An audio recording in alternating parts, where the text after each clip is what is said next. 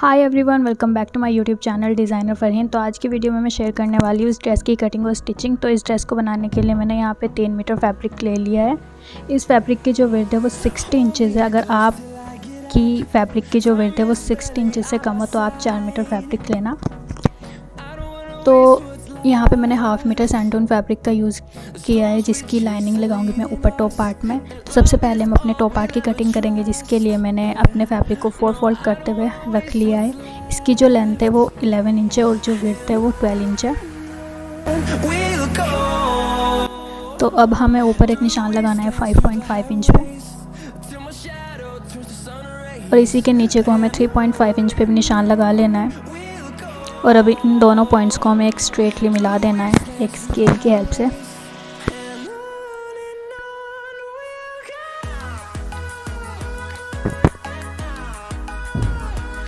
और अब हमें यहाँ पे अपनी बस्ट का 4th पार्ट लेना है 9 इंच, और आगे को हमें 2 से 1.5 इंच तक मार्जिन ले लेना है जो हमारे सिलाई में जाएगा। और नीचे भी हमें अपनी वेस्ट का 4th पार्ट लेना है 8 इंच, और इसके भी आगे को हमें 1.5 से 2 इंच तक मार्जिन ले लेना है। और अब इन सारे पॉइंट्स को हमें स्ट्रेटली मिला देना है। और यहाँ हम फ्री हैंड से मार्किंग करेंगे, हल्की सी गुलाई देते हुए। मार्किंग हो गई है, अब यहाँ पे हम कटिंग कर लेंगे इसकी। तो कटिंग भी यहाँ पे हो गई है। अब हम अपने मेन फैब्रिक की कटिंग करेंगे। तो यहाँ पे मैं मेन फैब्रिक को बिछा लूँगी अच्छे से खोलते हुए। और अब अपनी लाइनिंग को जो हमने कट करे थे वो टॉप पार्ट हमें इसके ऊपर रखने हैं, और हमें अपने मेन फैब्रिक की भी कटिंग कर देनी है। तो यहाँ पे हमारे दोनों पार्ट्स कट हो गए हैं, लाइनिंग एंड मेन फैब्रिक दोनों। अब हमें इनके ऊपर एक स्टिचिंग लगा देनी है दोनों में। यहाँ पे मैंने स्टिचिंग लगा दी है। अब इसको खोलते हुए रखना है। लाइनिंग वाला पार्ट हमारा अंदर चला जाएगा, और इसके ऊपर एक टॉप स्टिच लगा देनी है, और चारों साइड से हमें स्टिच करके दोनों फैब्रिक को अटैच कर लेना है, मेन फैब्रिक और लाइनिंग फैब्रिक दोनों को। और इसी तरीके से हमें दूसरे पार्ट में भी करना है। तो यहाँ पे हो गया है, मैंने स्टिचिंग लगा दी है। स्टिचिंग लगाने के बाद मैंने आयरन भी कर लिया था। अब हमें अपनी स्लीव्स की कटिंग करनी है। तो यहाँ पे मैंने स्लीव्स के फैब्रिक को 4 फोल्ड करते हुए रखा है। इसकी जो लेंथ है वो 23 इंच है, और जो इसकी विड्थ है वो 17 इंच है फोल्ड करने के बाद। तो यहाँ पे सबसे पहले एक स्लीव्स को मैं निकाल दूँगी। सबसे पहले एक स्लीव्स को रेडी करके मैं आप लोगों को दिखा देती हूँ। इसके ऊपर हमें हल्का सा फोल्ड करना है, और फिर हाफ इंच तक फोल्ड करते हुए पूरे में हमें स्ट्रेटली स्टिच लगा देनी है ऊपर साइड। और नीचे भी इसके बॉटम में हमें इसी तरीके से करना है। पहले हल्का सा फोल्ड करना है, उसके बाद हाफ इंच तक फोल्ड करना है, और पूरे में स्टिचिंग लगा देनी है। दोनों स्लीव्स में हमें इसी तरीके से करना है। तो यहाँ पे मैंने स्टिचिंग लगा दी है, और दूसरी वाली को भी मैंने इसी तरीके से रेडी कर लिया है।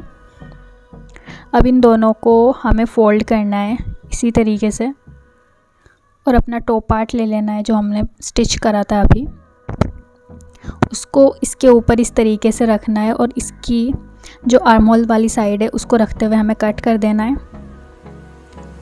तो यहाँ पे कटिंग हो गई है हमारी। तो यहाँ पे एक स्लीव्स को मैं हटाऊंगी, और सबसे पहले एक को रेडी करके दिखा देती हूँ आप लोगों को।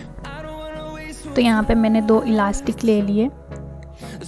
इसकी जो लेंथ है वो 8 इंच है जो हमारे शोल्डर में जाएगी उसके लिए, और 2 और लिए जो हमारे बॉटम में लगेगी, जो हमारी रिस्ट में आएगी। उसकी लेंथ हमने 10 इंच रखी है। ये हमारी बॉटम के लिए है। सबसे पहले हम शोल्डर वाली इलास्टिक को इसके अंदर डालेंगे। किसी भी एक सेफ्टी पिन की हेल्प से हम इसके अंदर इलास्टिक को डाल देंगे।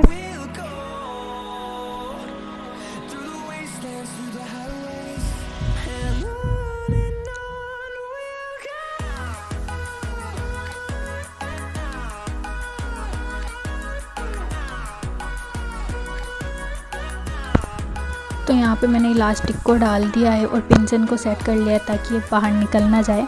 और इसी तरीके से हमें अपने बॉटम में भी इलास्टिक को डाल देना है, बिल्कुल इसी तरीके से। और हमें सेकंड स्लीव को भी इसी तरीके से रेडी करना है इलास्टिक डालते हुए। तो यहाँ पे दोनों स्लीव्स रेडी हो गई है, और इनमें हमें स्टिचिंग लगा देनी है ताकि हमारी इलास्टिक बाहर ना निकल जाए।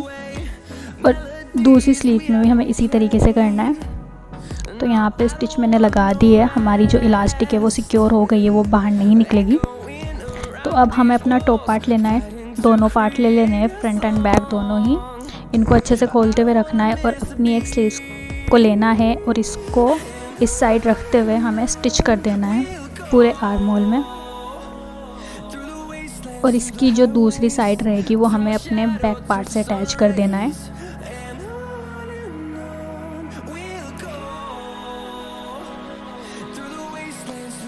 और इस साइड भी हमें इसी तरीके से अपनी स्लीव्स को अटैच करना है।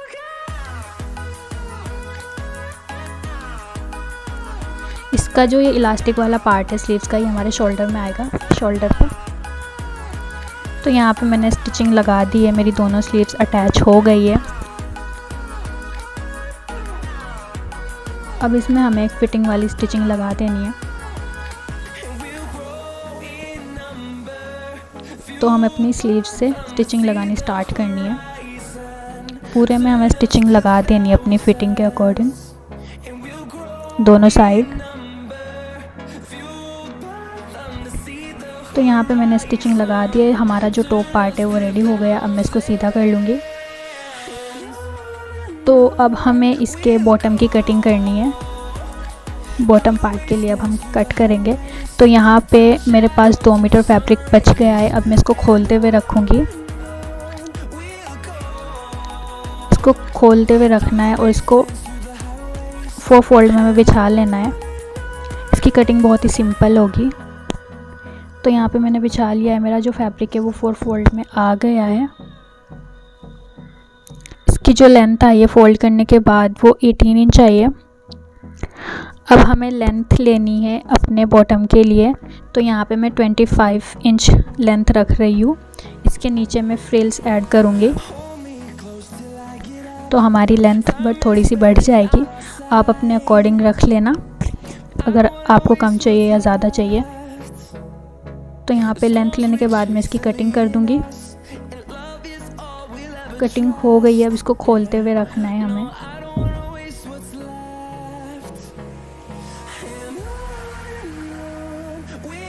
और इसके ऊपर साइड हमें छोटे छोटे से प्लेट्स बनाने हैं। इस तरीके से हमें प्लेट्स बनाते जाना है, पूरे फैब्रिक को इसी तरीके से एडजस्ट कर लेना है प्लेट्स बनाते हुए। सबसे पहले हमें प्लेट्स को पिन से सिक्योर कर लेना है ताकि बाद में हमें खोलना ना पड़े अगर छोटा हो जाए।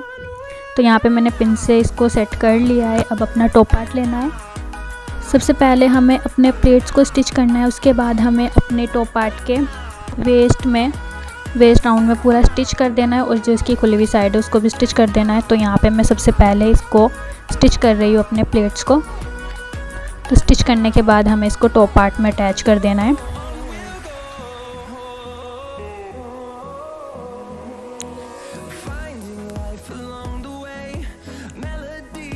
तो यहाँ पे मैंने स्टिचिंग लगा दी है, इसकी साइड्स को भी स्टिच कर दिया है दोनों, और इसमें प्लेट्स डालते हुए इसको टॉप पार्ट में भी अटैच कर दिया है।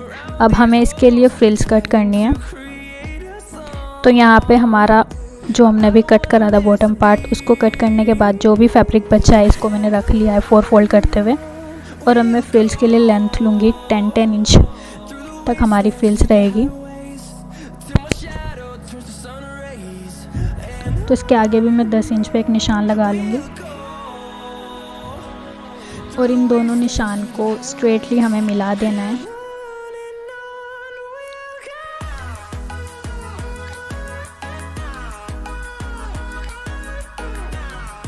और अब नीचे भी हमें 10-10 इंच पे निशान लगा लेना है अपनी फ्रिल्स के लिए।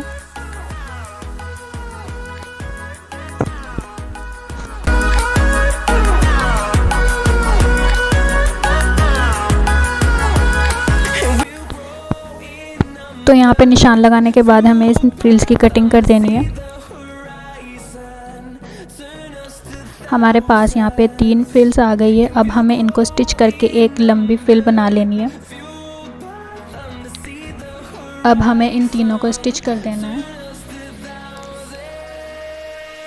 इसको इसके ऊपर रखना है और एक स्टिचिंग लगाते हुए इन दोनों फैब्रिक को हमें अटैच कर लेना है। और इसी तरीके से हमें अपनी 3rd फ्रिल को भी स्टिच कर लेना है ताकि हमारे पास एक लंबी सी फ्रिल आ जाए।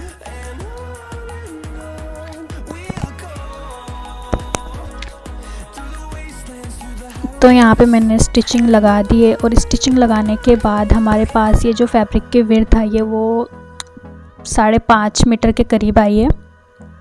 हमारे पास ये पूरा फैब्रिक 5.5 मीटर है। स्टिच करने के बाद अब हमें इसको अपनी ड्रेस में अटैच करना है। तो हमें इस फैब्रिक को इसके ऊपर रखना है और छोटे छोटे से प्लेट्स डालते हुए हमें पूरे फैब्रिक में इसको अटैच कर देना है, पूरे बॉटम में। इस पूरे फैब्रिक को हमें अच्छे से एडजस्ट करते हुए अटैच कर लेना है। आप लोग यहाँ पे गैदरिंग भी कर सकते हो, लेकिन मैं यहाँ पे छोटे छोटे से प्लेट्स डालते हुए इसको फिनिश करूँगी और जो इसका बॉटम रहेगा उसको भी डबल फोल्ड करते हुए मैं स्टिच कर दूँगी। तो यहाँ पे मेरी स्टिचिंग हो गई है। तो थोड़ा सा फैब्रिक मेरा ज़्यादा हो गया तो मैंने उसको कट कर दिया है। आपका अगर कम रह जाए तो आप खोल लेना, अगर आपका ज़्यादा हो जाए तो कट कर देना। तो यहाँ पे ड्रेस रेडी हो गई है। So this is the final look of this dress. आप लोगों को ये ड्रेस कैसी लगी मुझे कमेंट करके ज़रूर बताइएगा। और अगर मेरी वीडियो आप लोगों के लिए थोड़ी भी हेल्पफुल रहे तो प्लीज़ मेरे चैनल को सब्सक्राइब ज़रूर कर देना।